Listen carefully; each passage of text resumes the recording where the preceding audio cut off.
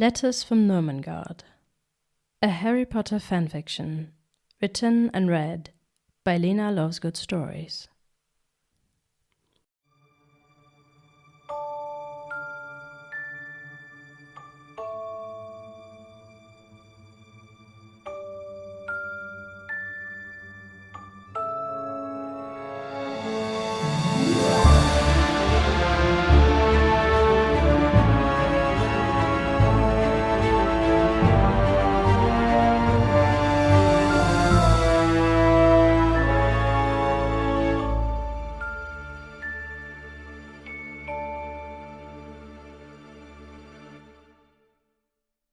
Chapter 5 1947 When Snape entered the silent headmaster's office after the welcoming feast the next evening, he was his old self again.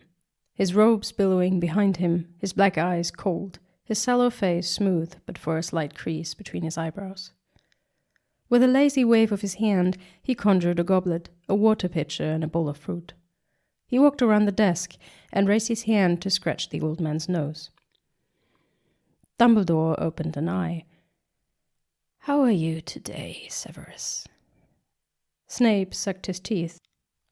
"Tolerably," he said, swinging the portrait open and shutting the conversation. "Manners, Severus," Dumbledore chided from the other side of the canvas, but Snape did not deign him with a reply.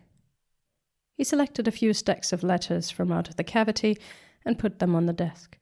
He hesitated for a moment, tempted to leave the portrait open so that he could read in peace without the pair of blue eyes boring into the back of his head, but then he sighed and clicked the portrait shut. He sat, this time in the great headmaster's armchair, and poured himself a goblet of water. "How was the feast, headmaster?" came Phineas Nigellus's nasal voice behind his back. "Tolerably," Snape said, unfolded the letter, and started to read. Nurmengard, 7th of January, 1947. Dear Albus, why did not you tell me you would come? Our meeting could have been different, Albus, if you would have given me the time to prepare myself. Gellert. Hogwarts, 12th of January, 1947.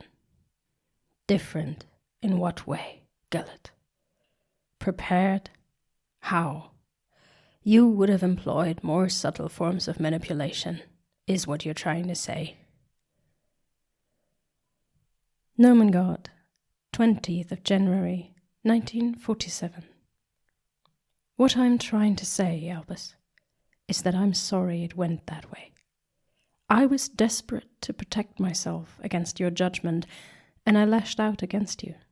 Had I known you were coming, I would have been calmer. I might have been able to understand that you had come to seek a connection, not to judge me. But you did not know it yourself, did you? You came on an impulse. After having spent New Year's Eve aching, brooding, and drinking mulled wine, I presume, I might have taken pity rather than offense. Give us another chance. Your friend, Gellert. Hogwarts, 2nd of February, 1947. Why deny it? You're right, of course. A part of me hopes that this connection is still there, buried beneath all the bad history, beneath the decades of silence, that the friend I lost is still there, buried beneath the man who tried to subjugate the world. You are right. I am still aching. A part of me is forever trapped in the nightmare that was the 14th of August, 1899, reliving it again and again. It is there when I fall asleep, Gellert. In my dreams I scream, I throw myself in front of her, I reach out to my brother and hug him, or you, or both of you. I cast shield charm after shield charm. I change the course of history in millions of different ways. But when I wake up, it's always the same. I'm reminded of it as soon as I wash my face and look into the mirror to see the nose that Aberforth broke in his fury when he punched me during a ceremony. Would you have stayed, Gellert, if Ariana had lived, would I have persuaded you to leave the Muggle world alone? Probably not. We are no longer teenagers. I made a mistake in coming to Nurmengard. Whatever closure I can find for myself, I need to find it alone. I hope you can find your own peace someday, Gellert. More than 10 years of violence, so much blood on your hands. I'm sure it haunts you at night, and I don't think I'm strong enough to face it with you. Albus. Nurmengard, 10th of February, 1947. Dear Albus, thank you for your openness. I appreciate it. You're being a bit melodramatic, though. I never tried to subjugate the world. What I did was convince the Austrian Ministry of Magic to end the Statute of Secrecy, so that wizards could take their proper place in society before the Muggles plunged the entire continent into chaos. You may remember that I got elected as Minister for Magic, that all the actions I took were lawful. Other governments were inspired by my example, maybe, but I had only little influence on them. Yes, I used what some would call dark magic. Yes, I used violence, and my followers did too. But it was tame in comparison to what the Muggles did. I'm not saying I did not enjoy wielding power. I did. As do you, by the way. But world domination was never my goal. Peace and closure, Albus? I am a seer. A seer can never have peace. I am haunted not only by one summer's night in 1899, I am haunted by all the possible pasts and all the possible futures. There is no peace for me. I have accepted that decades ago. Think it over, Albus, before you turn your back on me. We are connected, you and I, in almost all of those pasts and futures. Your friend, Gellert. Nurmengard, 20th of March, 1947. Dear Albus, I finally finished my paper, Redefining Gamp's Fourth Exemption, a Theoretical Approach and its Practical Implications. Where does life begin, Albus? Where does it end? Where are the boundaries of magic? I know that such questions interest you, so here it is. If you ever care to read it, do tell me what you think. You are very welcome to submit it to Transfiguration Today under your name if you deem it good enough. Gellert. Hogwarts, 25th of May, 1947. Gellert, you know that healing magic is not my forte, so I may not be the best of judges when it comes to Gamp's fourth exception. Regardless, I can see that your work is exceptional.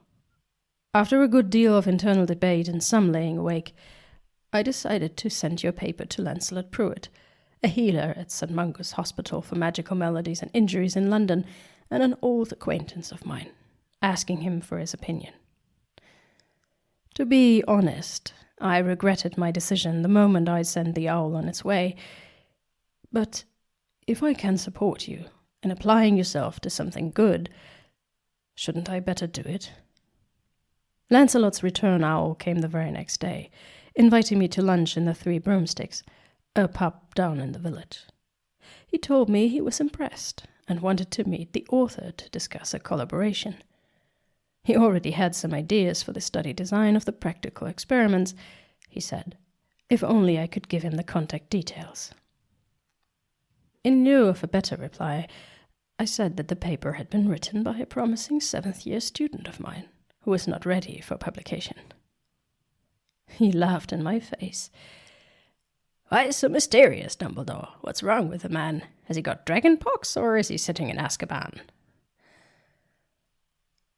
I could have offered to forward your communication, but I did not find the idea in the least appealing, so I left him without answer, or a way to contact you. After 2 more weeks of mulling it over, I decided to tell Lancelot the truth, or at least parts of it, that we corresponded on transfiguration theory in our youth and that you sent me your recent work. He was predictably shocked, and I took my leave shortly after. I do not think he will get in touch, I must say, but I wanted to tell you that I tried. Whatever I may think of you, Gelert, and whatever the world may think of you, this is a brilliant piece of work. Albus.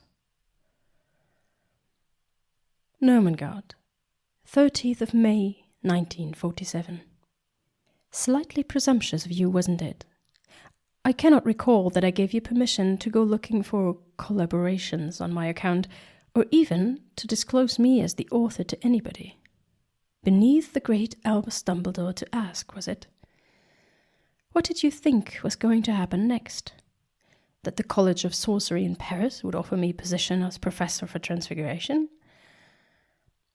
I must presume that you meant well, supporting me in applying myself to something good, but it is not appreciated. Gelert. Nurmengard, 14th of August, 1947. How are you faring today, Albus? Will you go to Godric's Hollow to put down some flowers, or are you too caught up in your self-pity? Bring a rose from me if you go, will you? Gelert. Hogwarts, 16th of August, 1947. Why are you so intent on antagonizing me? What do you hope to gain? Some minor interruption of your boredom? You must have a low opinion of yourself indeed, if you think that this is the most promising way to form a connection. Albus. Nurmengard, 21st of August, 1947. You mistake me, Albus. I'm not intent on antagonizing you. I try to nudge you in the right direction. Tell me, honestly, would you have gone to Godric's Hollow on Ariana's death day if it hadn't been for my letter?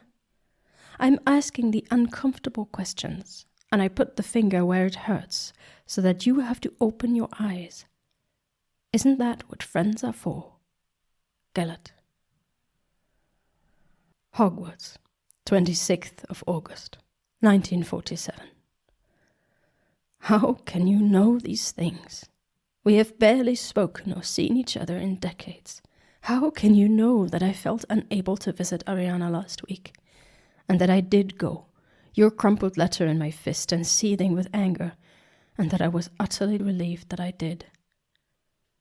How? Nurmengard, 29th of August, 1947. Dear Albus, I did not know, but I am somewhat gratified to read that I was correct. You forget that I see you in my dreams, and that I have done so for many years. My gift is a slippery one, as you know. Some of the things I see come to pass, others do not. I need to sift my dreams carefully, look for patterns, for probabilities, for reoccurrences. But even with a lot of false guessing, I can still make you out quite clearly, Albus. Don't you see how useful I could be to you if you let me? Gelert. Hogwarts, 9th of September, 1947. Gelert, if you truly want to try this, if I am supposed to try this, then here's my condition. No games. None of your games, Gelert. I am not going to be your toy again. Start playing, and it will be the end of this. It will. You may think this is another empty threat, and I haven't been following up on those very well in the past, I know. But Merlin help me. I will not be your toy again. Could this be something more than a game to you? Albus. Nurmengard, 5th of November, 1947. Dear Albus, all right. No games. I do not want you to be my toy. Not anymore. Let us try, please. Yours, Gellet.